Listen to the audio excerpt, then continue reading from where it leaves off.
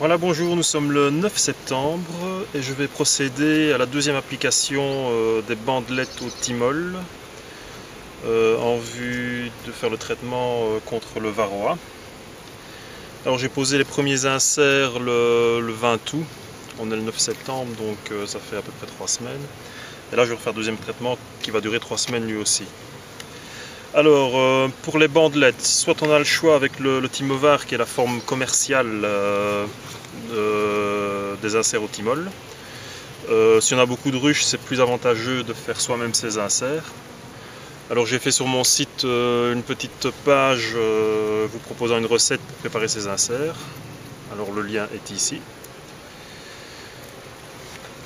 Donc voilà, je vais ouvrir la ruche. Donc ici on a le nourrisseur qui est en place. On va l'enlever. J'ai déjà enlevé les anciennes languettes qui étaient bien recouvertes de propolis. On voit encore les 3 marques des anciennes languettes. Alors ça évidemment, toute cette propolis là, il vaut mieux la gratter pour éviter de colmater. Il y a des plombs qui se forment entre les cadres et le couvre-cadre. Voilà. Cette propolis là, bien sûr, on la jette parce qu'il y a du thymol dedans, donc on ne peut pas l'utiliser. Voilà. Alors bon, là, les abeilles sont déjà descendues parce que j'ai déjà chipoté dans la ruche avant. Et il y a déjà eu du thymol sur les têtes de cadre.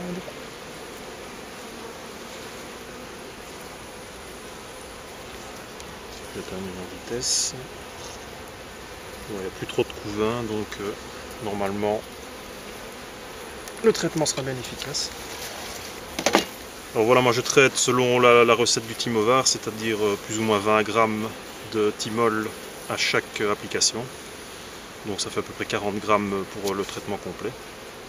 Alors on dispose les inserts à proximité des cadres supposés contenir du couvain, comme ceci. Et alors là c'est parti pour 3 semaines de traitement. Il vaut mieux traiter par temps relativement chaud. L'idéal c'est 25-28 degrés.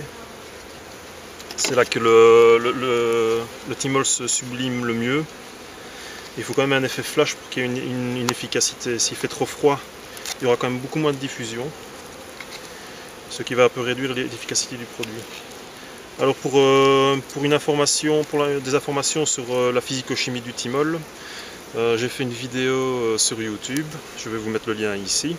Vous pourrez voir les principes de diffusion, de sublimation, tout ça est expliqué. Donc